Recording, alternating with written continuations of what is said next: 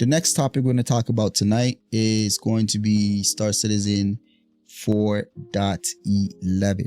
Okay, so 4.11, CIG did a patch watch for it. And essentially what a patch watch is they go over some of the new updates that may not be noticed initially when a patch is released. So that's what this patch watch is. It just highlights the quality of life updates and things like that is generally not the mainstream features that everybody's looking for. So it's really good. What's going on, inbox? All right, so let's make this bigger. Right? I think it's too small for you guys. I think this is fine. All right, welcome to another patch watch.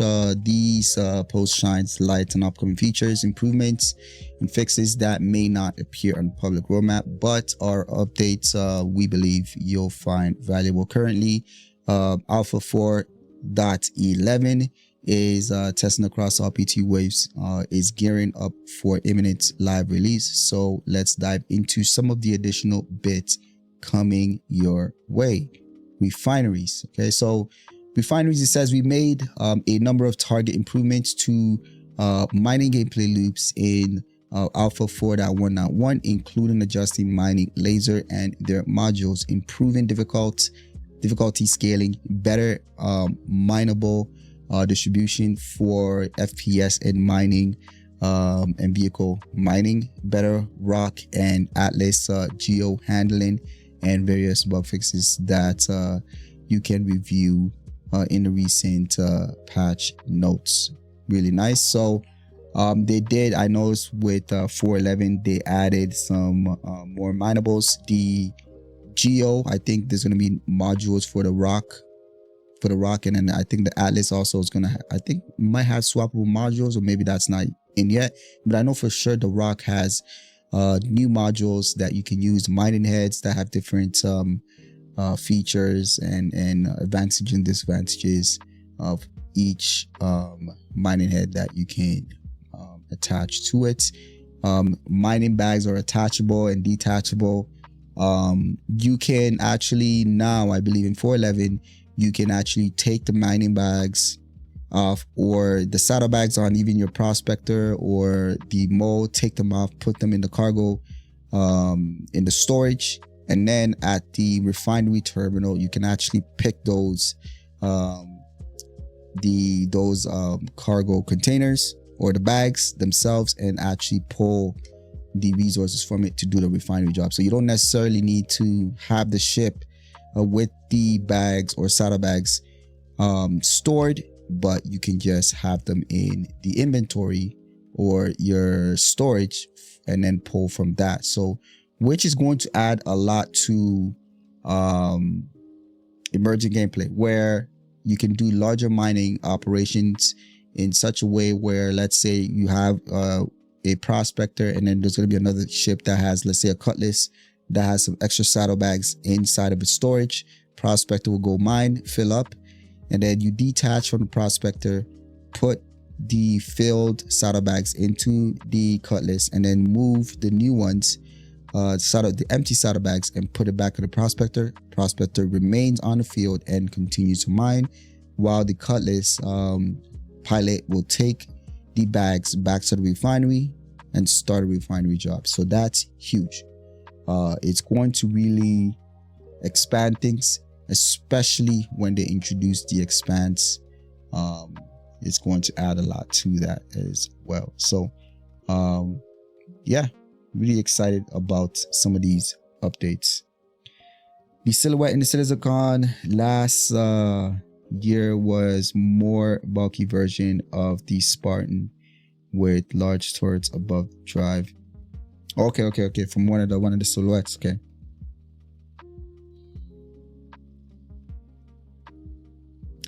Vehicles are brought if I urgently need an LTI token. Otherwise, I can not justify poor US dollar ratio. Yeah, I know what you mean. All right, so continue on. It says we're aware that ore bags are slightly bigger than the 2 SCU, which hold on. I think we skipped this. Among these quality of life updates, refineries can now refine output directly into the local inventory, like I was talking about, while ore bags now properly attached to the cargo grid and freight elevators. They were having that issue earlier in this build. We're aware that the ore bags are slightly bigger than the 2 SCU, which can make them more difficult to place on certain cargo grids, but we have no immediate plans to adjust this. We have, however, fixed the refinery eating up your containers. Nice. Okay, so you get to keep the containers.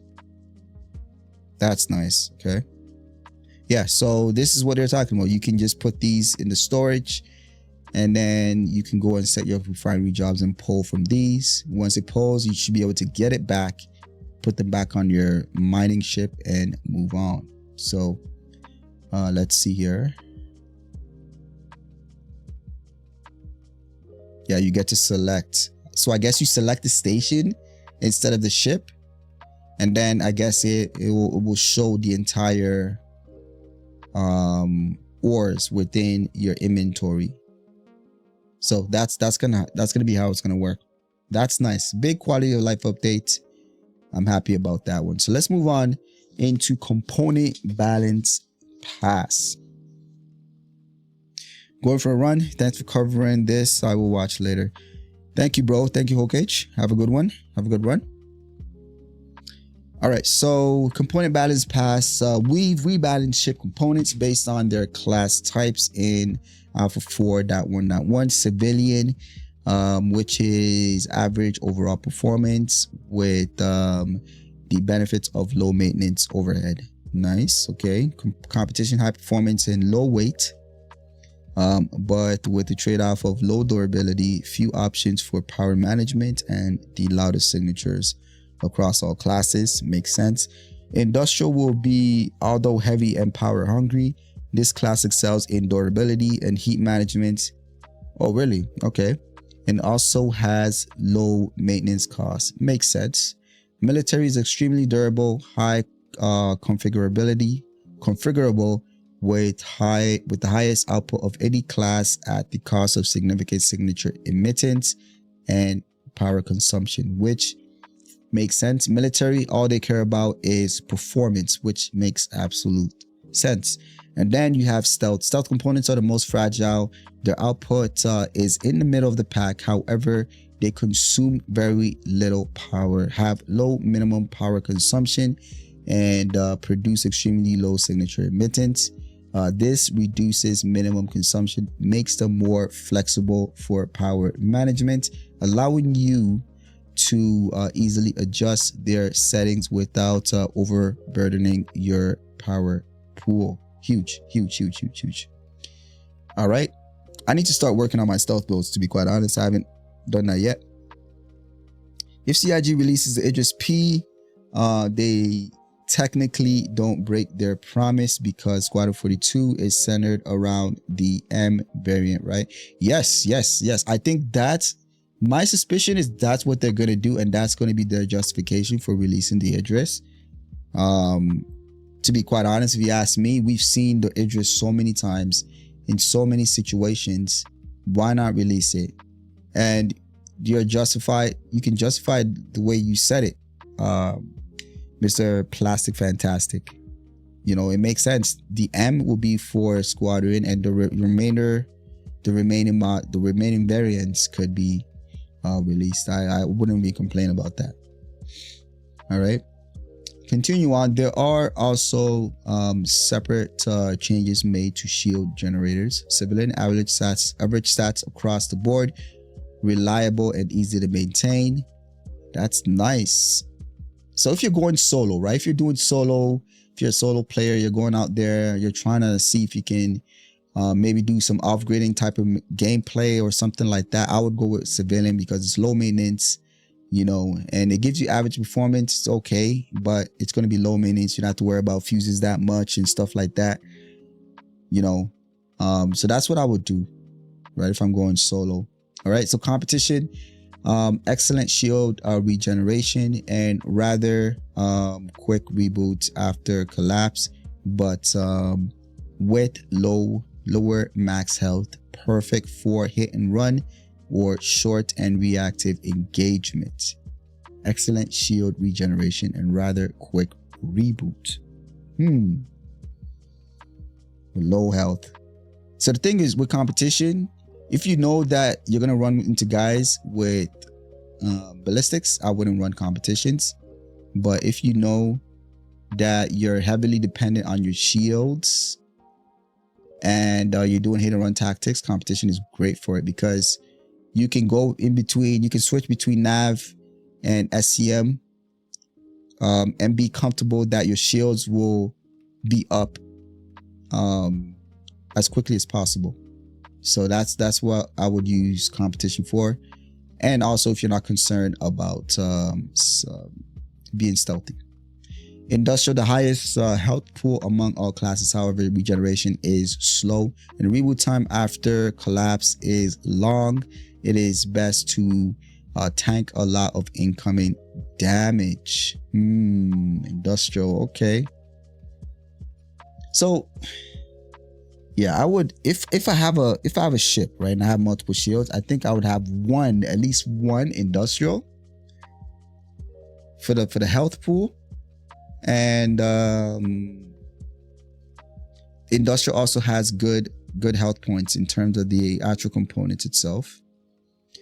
Military, strong in both health and regen, making it a go-to for direct combat. Downside includes a long reboot after collapse. Whoa. I would have thought military should be quick. Okay. Interesting. All right. Stealth. So that's what I'm saying. Like if I'm running a fighter or something, I would do a mix of military and competition. Shield generators, military and competition. All right. So stealth, it says the lowest health pool, health and regen rate, but reboots extremely quick. Great for skirmishes or situations where you need to get in and out fast. Stealth builds are so OP right now in the PU. It's crazy. It's crazy. Railgun needs to be moved to a different terminal though, like the torps on the Polaris. That's gonna be hard to do because the railgun is, it has to be controlled by the pilot. It has to be controlled by the pilot because the pilot controls where the railgun will be shooting. Nobody else, whoever controls the ship has to be the one controlling, because it's you can't gimbal a railgun. Railgun is just, it just shoots straight, you know. It's kind of like tarantulas, right? The ballistics, you have to control it by the pilot, you know. But I agree though. I agree because of balance, the sake of balance. It's a lot of power for one player to fly the Idris and also have access to the railgun when the Polaris pilot doesn't have access to the torpedoes. I get that, but it would be very difficult. Well, they could still do it in a way where the pilot will control where the railgun will be shooting, but then have somebody to communicate with and tell them and let them know when to launch or fire the railgun. They could also do it that way. I think that it could still also work that way. Lillian, what's going on? Do we have an ETA on 411 going live? Really hoping CIG won't push it live at the start of the sale and have it crash and burn. I'm thinking probably Wednesday, the latest. I'm thinking Wednesday, the latest. It works in Warframe on the Railjack ship. Pilot lines up and the railgunner fires. Makes sense. Okay. I think that could work. Gunner should have target target prediction. Yeah, so yeah, I think it could still work where the pilot controls where the railgun will be shooting and the gunner will just be firing, you know, kind of the same way as dump firing with the Polaris. It's the same mechanic, right? All right, so new Wikelo currency and Emporium expanded. It says new rewards are available through Wikelo's missions. You also find new items that our bad new friends is especially eager to collect. Juvenile Valakar Fang and collected from the dead Juvenile Valakar. Guild scribes found on high profile NPCs and various interesting places. Okay. I know that they're going to be putting these in the Invictus launch week location at Area 18. So you should be able to find these on the show floors itself as well.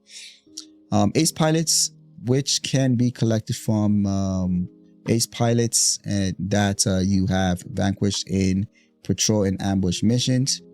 The higher the difficulty, the greater the chance of spawning an ace pilot that can be looted for extra rewards. Nice. Once you defeat an ace pilot, the voice line will suggest searching their body, where you can find 3 guild scribes. Wikelo, the collector, values these scribes highly and offer exceptional rewards in return. Really nice. So with this, you don't have to always go to the Hadar locations where it's just pure PvP to actually be able to interact with Wikelo and get the rewards.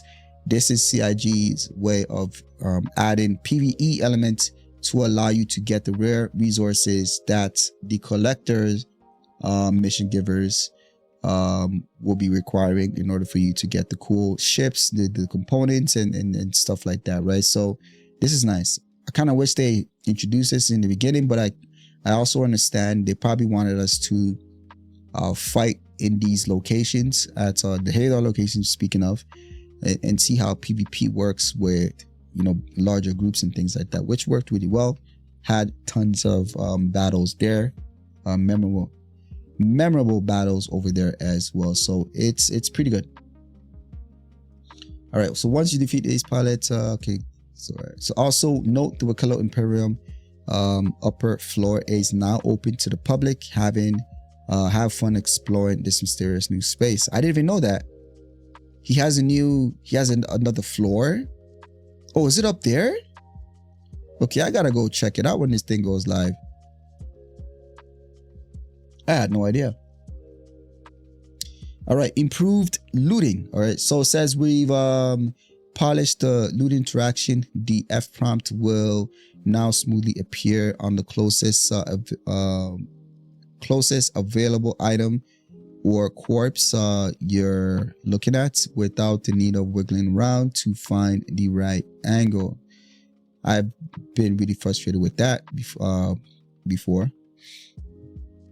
Accidentally pick up the previously causing chaos, like dropping your fully modded weapon into a pile of loot, should now be a thing of the past. Interesting.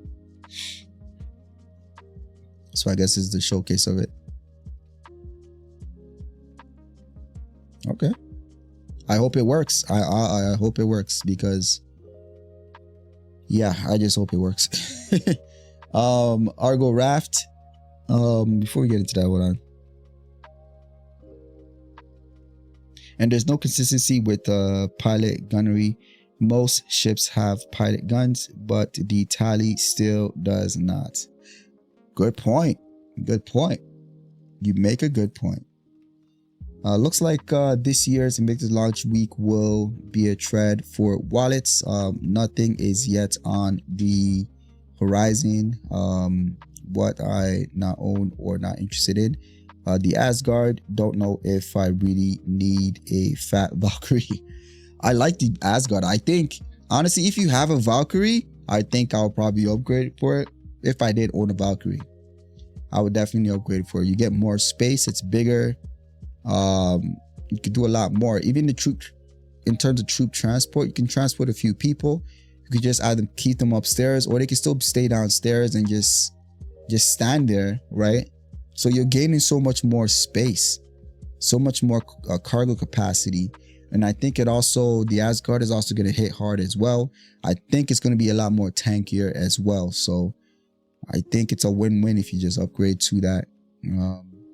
Yeah, I think that's what I'll do. I think once it comes available in game, I think I'll go for the Asgard instead of the Valkyrie.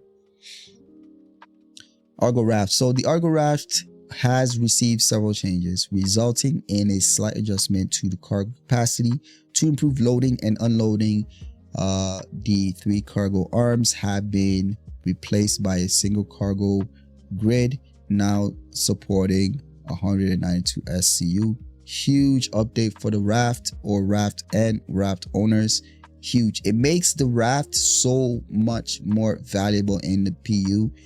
Now it's definite competitor to the Connie series. It's a definite competitor to even the Starlancer series. Starlancer has only, I think, 224 or something like that, while the Raft is 192. The thing with the Raft is everything is outside. It's easy to move it in and out compared to its counterparts, right? So I like it. I like the update that they did with the Raft.